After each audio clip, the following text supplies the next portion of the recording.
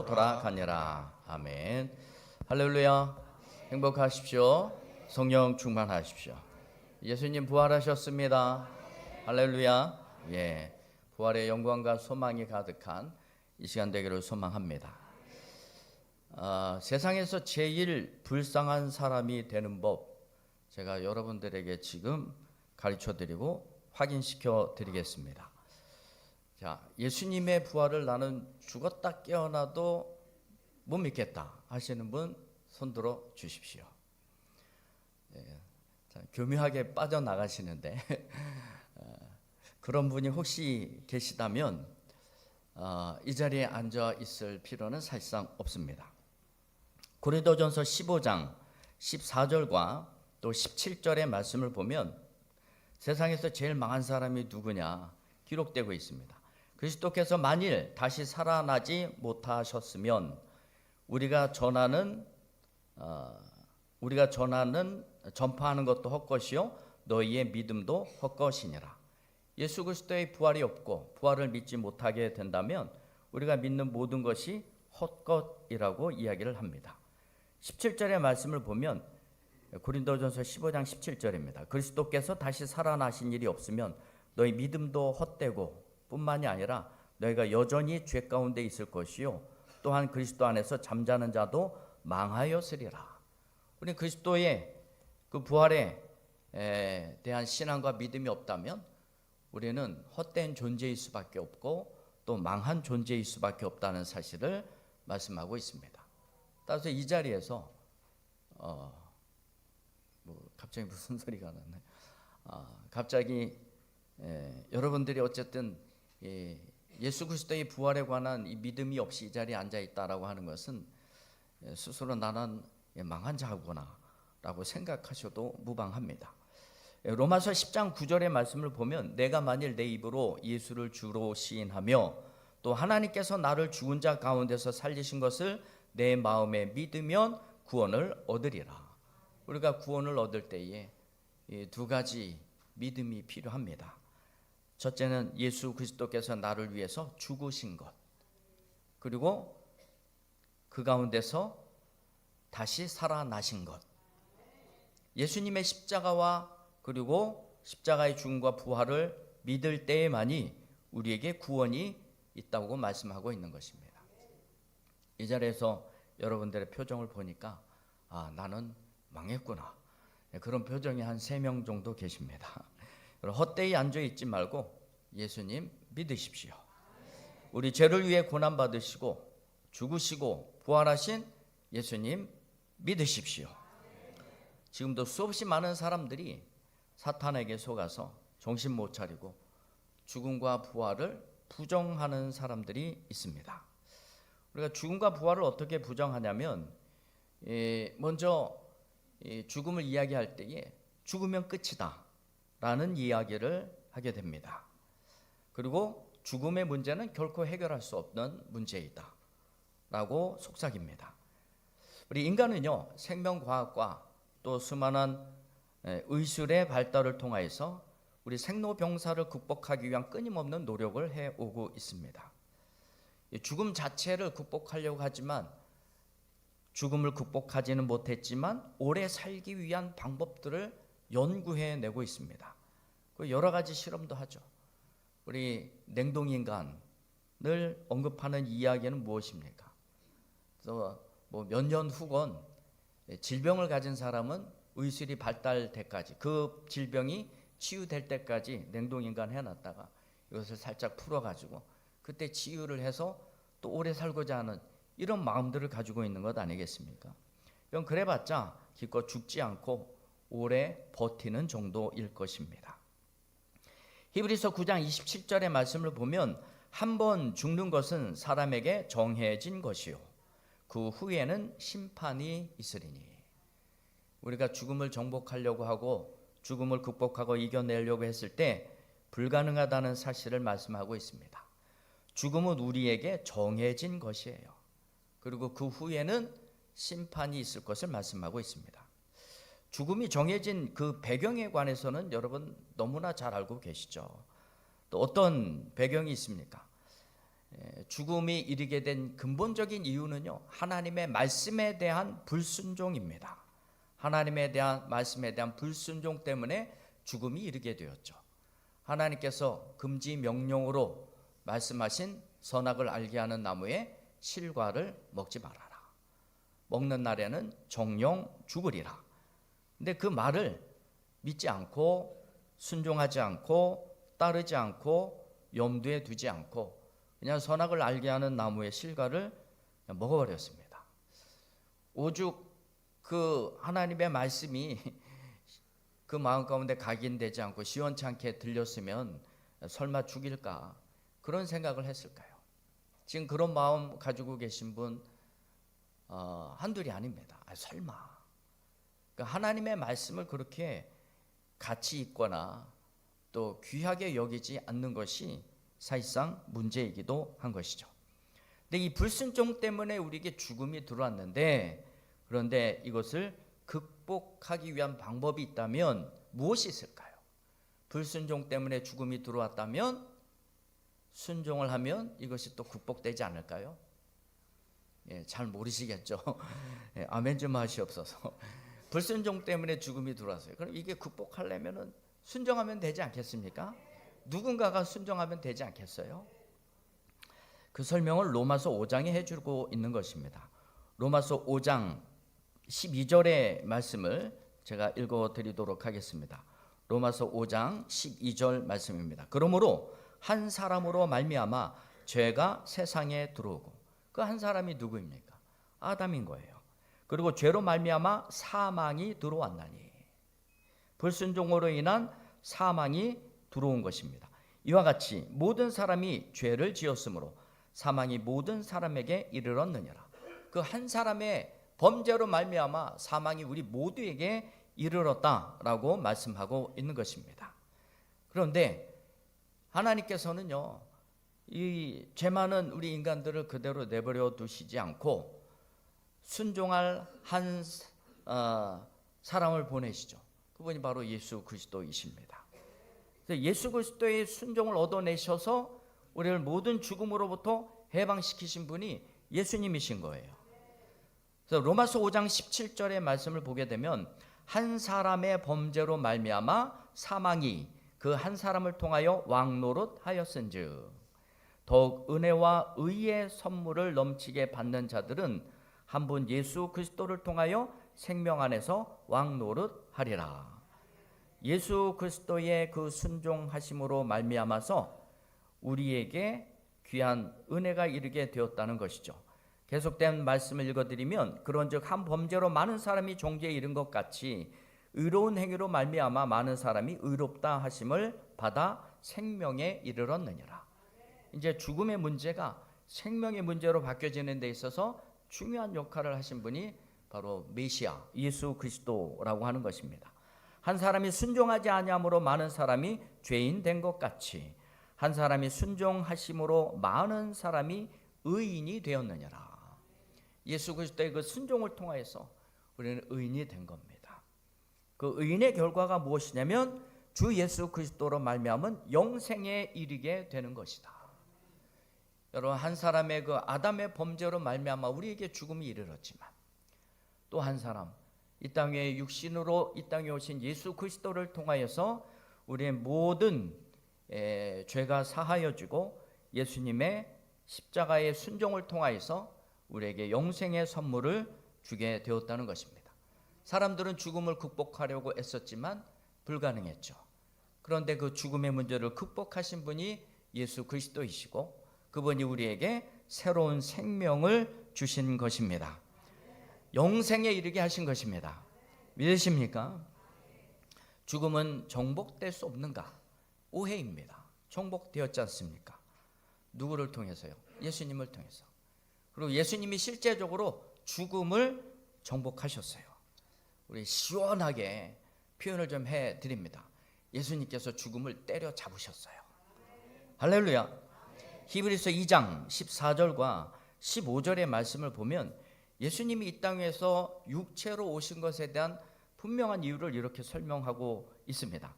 자녀들은 혈과 육에 속하였음에 그도 또한 같은 모양으로 혈과 육을 함께 지니심은 성육신, 육신으로 이 땅에 오신 이유가 무엇이냐?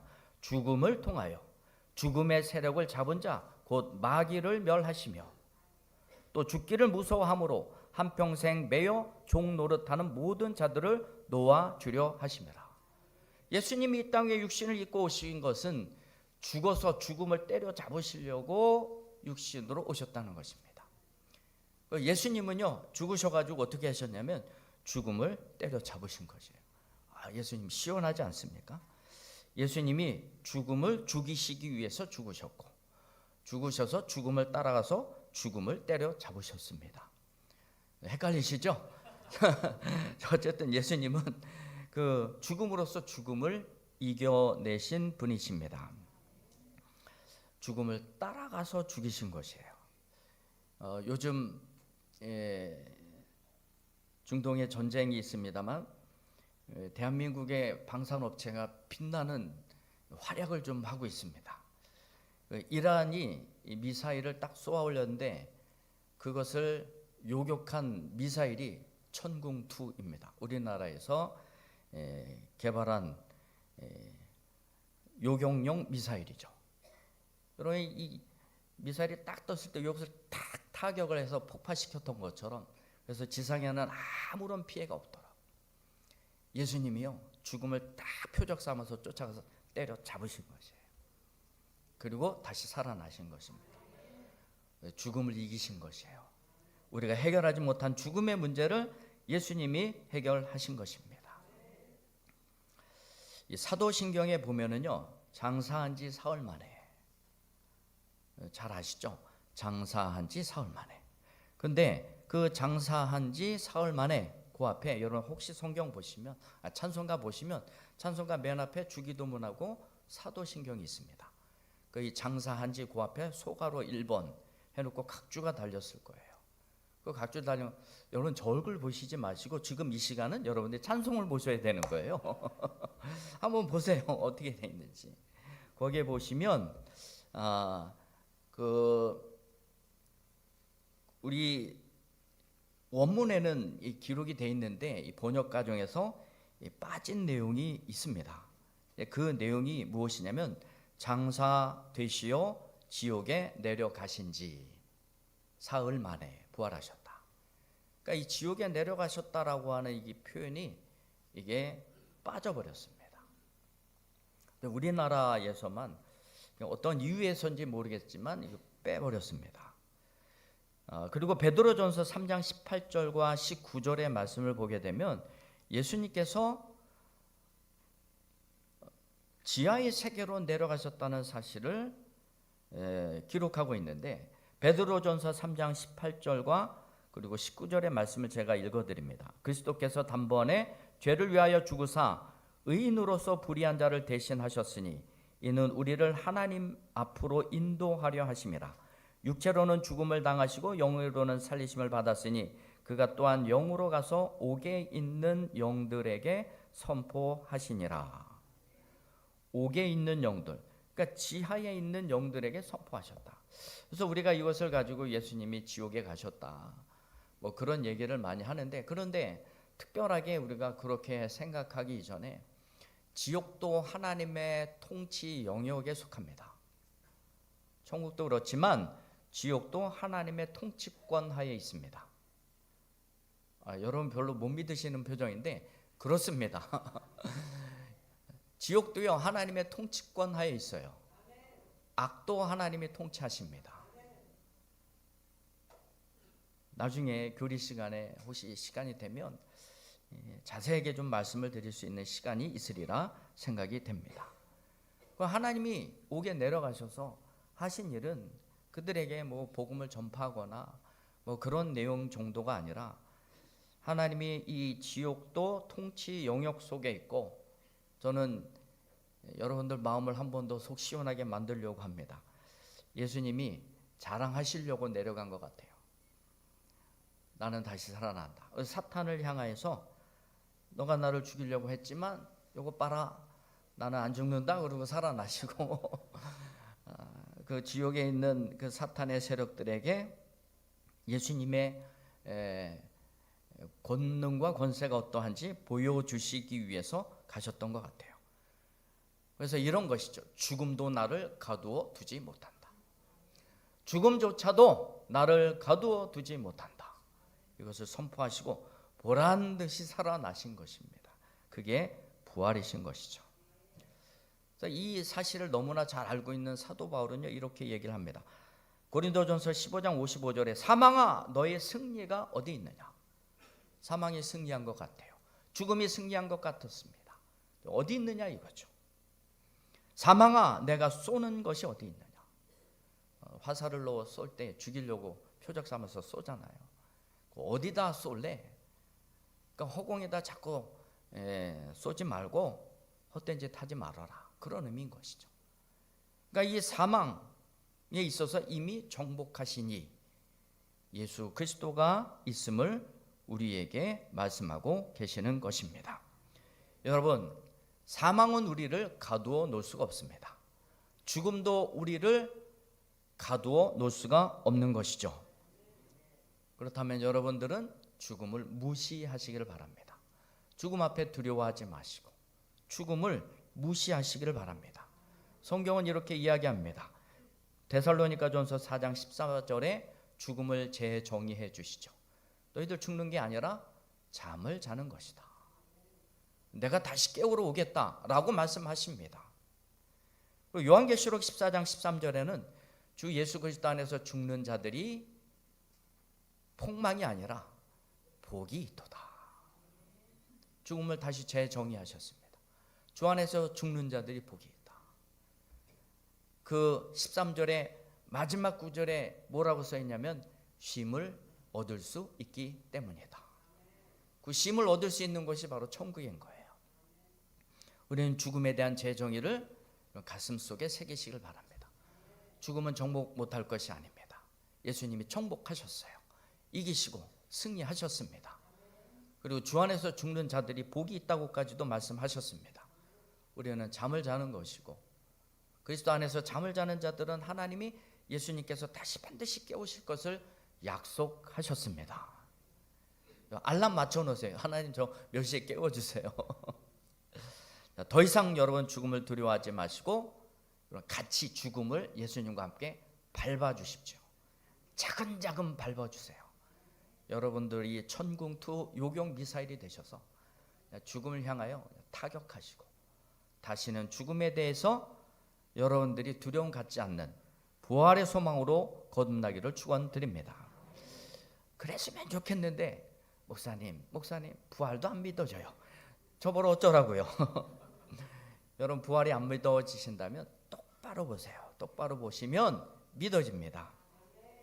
만약에 부활이 거짓이었다면 지금껏 기독교 역사상 2000년 넘게 예수 그리스도를 믿어온 사람들이 있는데 그 사람들이 바보냐는 얘기죠.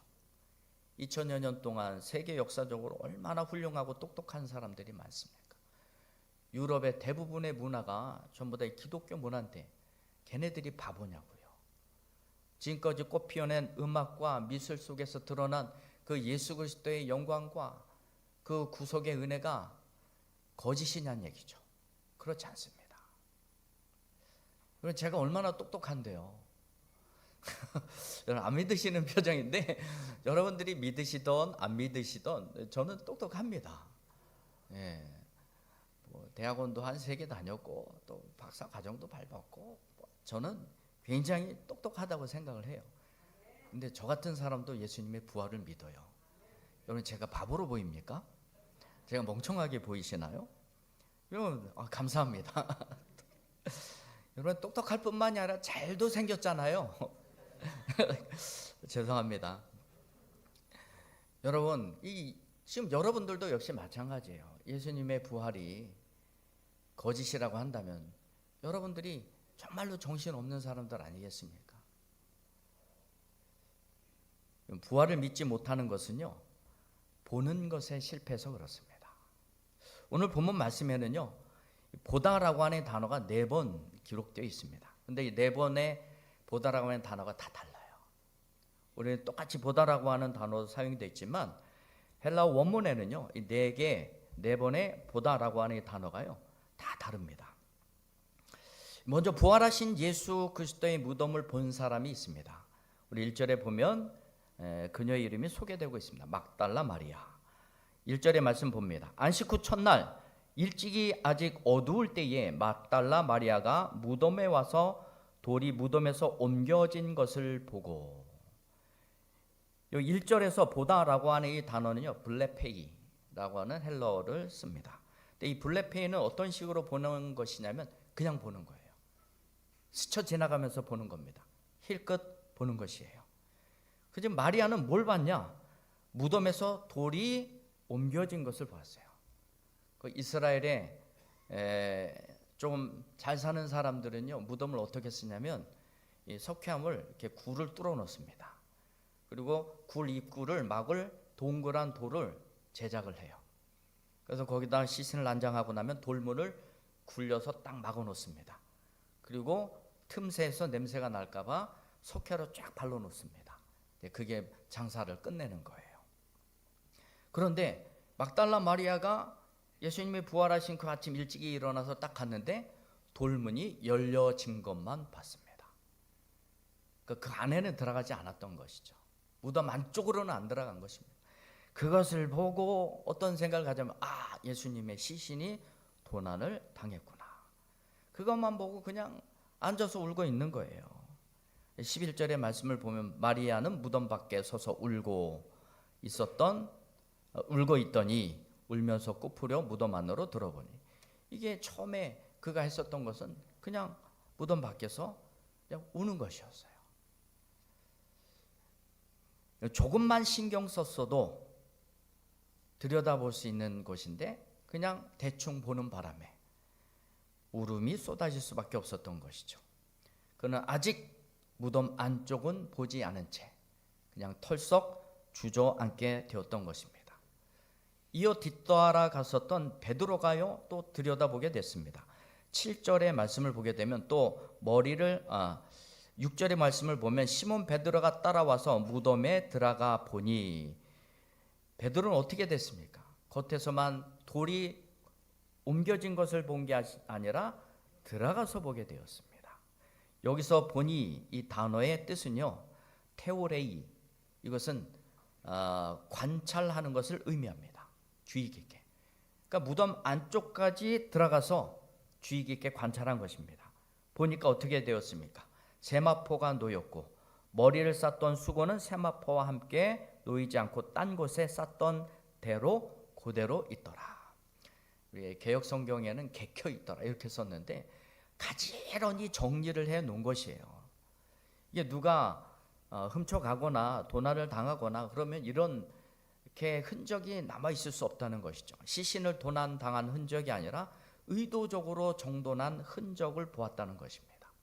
그러니까 베드로는요, 그냥 머리를 딱 집어넣고 무덤 속으로 그리고 본 거예요. 사사시 살펴보게 되었던 것이죠.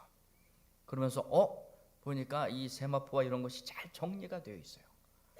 그것을 베드로는 보게 되었습니다. 또 뒤따라갔던 요한도 보게 되었습니다. 요한도 들어가서 보게 되는데 8절의 말씀을 보면 그때야 무덤에 먼저 갔던 그 다른 제자도 들어가 보고 믿더라. 여기서 요한도 보았던 이 보고, 이 단어의 뜻은 에이도라고 하는 단어를 씁니다. 요거는 보고 믿었다는 뜻입니다. 그러니까 이 요한은요, 보고 믿은 거예요. 믿음까지 간 겁니다. 그러니까 이 부활을 믿은 것이에요. 예수님께서 하셨던 말씀이 생각이 났던 것이겠죠. 여러분, 우리가 부활의 신앙에 실패하는 이유는 무엇입니까? 그냥 흘뼬 보거나 스쳐 지나가 보게 되면은 그 안에서 무슨 일이 일어났는지 잘 모르잖아요. 그러니까 부활의 신앙을 가질 수가 없다는 것이죠. 중요한 것은 무덤 안쪽으로 들어가 베드로가 머리를 디밀고 요한이 머리를 디밀고 보고 잘 정리되어지고 그리고 보고 믿었던 것처럼 우리가 그 안으로 깊숙이 들어가야 된다는 것입니다. 만약에 우리의 믿음과 신앙이 그냥 스쳐 보고 생긴 믿음이라고 한다면 여러분 어느 순간에선가는 맨날 주저앉아서 울기만 하는 수준이 될 것입니다. 믿음의 깊은 곳을 바라보지 못하면 다시 현실로 돌아가게 되어 있어요. 예수님께서는요 베드로를 처음 만나실 때에 이런 얘기를 하십니다.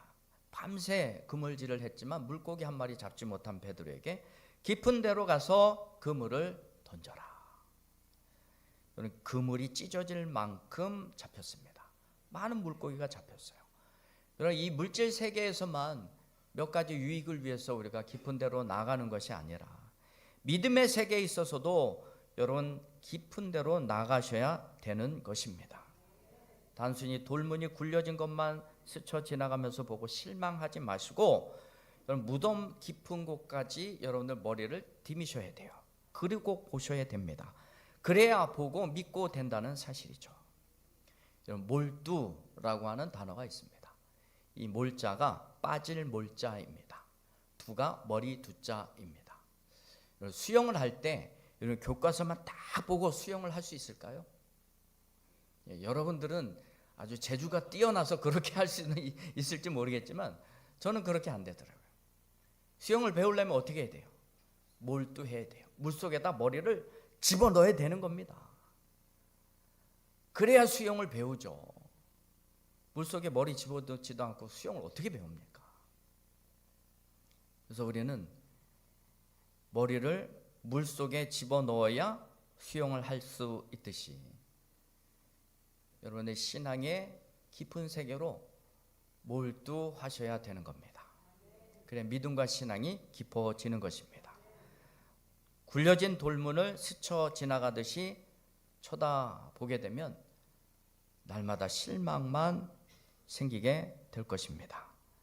여러분 믿음에 몰두하시고 신앙에 몰두하시고 우리 지금 마지막 때를 살아가는 이때에 우리가 세상에 정신 팔리고 세상에 몰두해서 살아갈 시간이 사실상 없습니다. 정신을 잘 차리고 살아가야 될 때입니다.